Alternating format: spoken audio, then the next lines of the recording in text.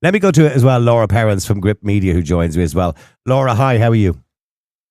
Hi, Niall. Laura, I explained to Elaine that I'm caught between a rock and a hard place because I'm all in favour of free speech. I advocate free speech. I tell everybody we should be entitled to say what we want to say. But now we're seeing a list of people across America, an Excel sheet of people who said nasty things about Charlie Kirk and celebrated his death. And a lot of those are educators, professors, teachers, professionals, and many have already lost their jobs. Yeah, that's a good thing, because you do not want somebody who celebrates the cold-blooded murder in public of somebody for the sin of debating educating your children. They should be fired. You do not want a nurse treating your child if that nurse celebrates the cold-blooded murder of another human being in front of his wife and children. They shouldn't be teaching your children. They shouldn't be treating your children. They should not be anywhere near civil society. This is my line. I believe in free speech. I do not think you should be murdered for speaking, nor do I think you should face criminal sanction unless you're inciting violence. However, if you are the type of person who celebrates the assassination of a public figure, yes, you should lose your job and you should be socially censured. Do we see the distinction? On the one hand, you have somebody who will be murdered or put in prison for saying things that are usually true. And on the other hand, we have the social censure, an economic penalty for cheering the fact that somebody was killed. They are objectively different things. I've also noticed through the American administration, I mentioned to Elaine there, have said that anybody who they catch online celebrating or mocking the death and the murder of Charlie Kirk will have their visa withdrawn from the United States. This is people from outside the United States, obviously. Foreigners, as they would call them. They will have their visa withdrawn. So I said, basically, I'm warning people that if you did put something up online like that and you're planning on going to America on holidays, I would think again. So is that a stretch too far then? Because there's an actual sanction that the administration said. It's a visa is a privilege. Nobody has an automatic right to travel to the United States. And the United States and the government of the United States are entitled to say, we do not want people who celebrate domestic terrorism. This is an act of domestic terrorism on their shores in their country. They're perfectly entitled to say that. Only a unhinged country that has lost all sense of morality and decency would say, we're going to tolerate domestic terrorism and we are going to tolerate people who celebrate domestic terrorism in their country. In relation to free speech, we always talked, I think you and I have talked about before, the definition of hate speech. It's very vague. There is no definition, actually, of the word hate. It depends on the receiver of the comment, for example. You could put something out which would be inherently your opinion, but somebody else would deem it to be hate speech. That's where the grey area lies. Now, there are obviously very many tweets out there and comments online which celebrate his death. That lunatic Bob Vylan, the singer, obviously was... what did he say? He may rest in piss or something like that. And now he's come out, by the way, and he's gaslighting everybody, saying he didn't actually say it when it's actually clear on video.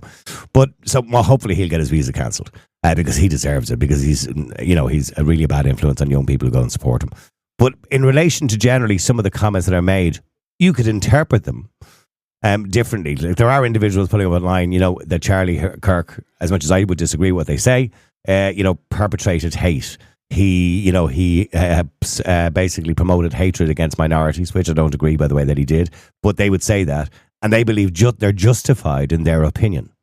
What do you say to that? No, what has happened here in the aftermath of, as said, this cold-blooded killing of an innocent man in public is not only has he been actually assassinated, he's 31 years of age and he has lost his life.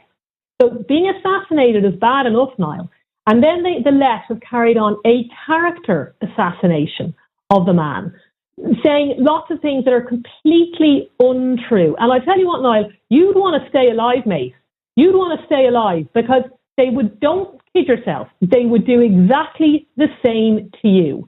Okay? They will, if you do not agree with them on every single thing, if you say things like, I don't think men should be in women's sports, or men should be able to access female spaces, suddenly you're now a hater. you're a Nazi. Well, a TERF is the word that people would use. Using no, they don't even using those terms, saying that you're opposite, you're people who you disagree with, people, labeling people Nazis because they simply believe in biological sex.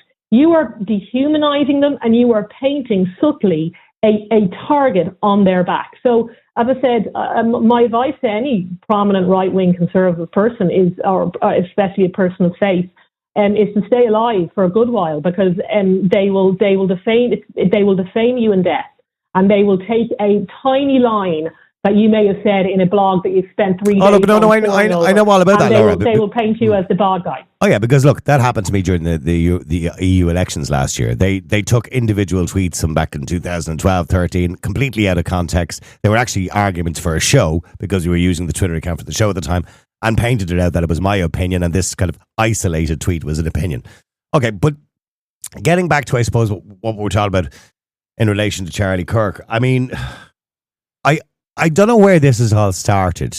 Obviously, this is the pinnacle moment where I think things are going to start changing and turning around. But I don't know where it started and who we blame for this division, because the division between the left and the right was always there.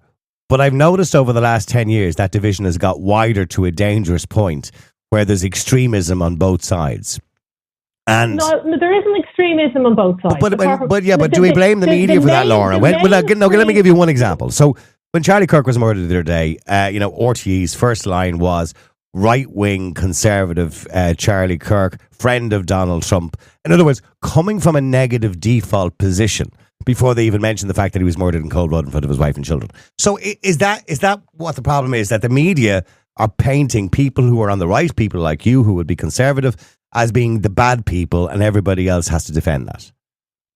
Yeah, that's exactly what they do. That's exactly. There has been a total character assassination on Charlie Kirk, as I said, after his actual assassination. I've already told Brendan O'Connor's piece. This is the lead in the Sunday Independent. I know you wrote about this on Gript Media the other day. He didn't even he condemned the killing in the second last paragraph. And basically, the right-wing media or the left-wing media seem to be taking issue with the fact that somebody has been killed in cold blood. Like, how dare you get upset about this? No, there's no both sides. Words matter. I've never been one of these people. I'm actually not a free speech absolutist. I've written about that. Words matter. It would be ludicrous to say otherwise. I literally try and influence people with my words. Personal attacks, people should try not to issue personal attacks. But mostly the personal attacks and personal insults usually come from the left. And it's a constant chipping away, dehumanizing and delegitimizing of people of opposite political views. It wasn't there when I was starting out 18 or 19, 20. It wasn't like this at all. I actually feel sorry for younger people growing up now because it's so divisive.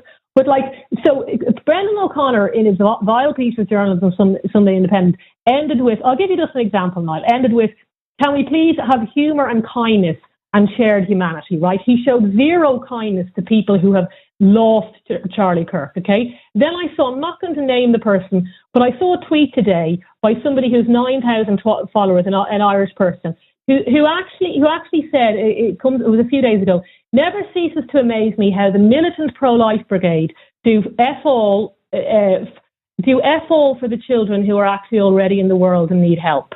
Now, that caught my attention because, first of all, why would you tweet that? First of all, you can't possibly believe that that's true because you don't know all the pro-life. But isn't there an argument? And I'm sorry I've only got 2 minutes here, but isn't there an argument that that's an opinion?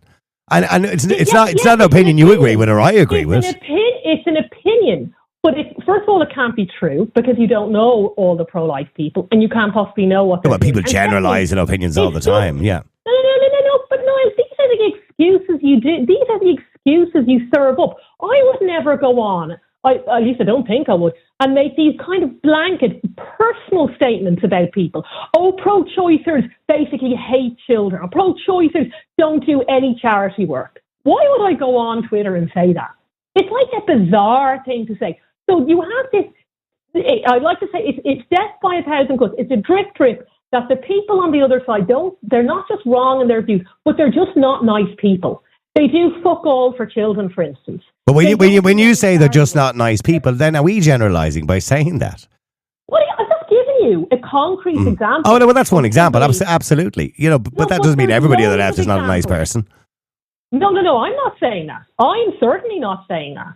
I'm saying that some people on the left, the general atmosphere has been, as I said, that conservatives aren't just, they're just wrong in their political beliefs, but they're actually not nice people. That has been the message from at least the last 5 or 10 years. Oh, well, it's used to silence people in debate, and we've seen that, by the way, from the Irish government as well. That immediately they would use the word right-wing activists. And by the way, there was an article in the paper, nearly 1 million people. I don't know how many people there was in London the other day.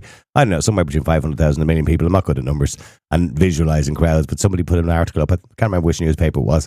Large right-wing gathering. And I'm going, hold on for a second. You know, they couldn't all be right-wing.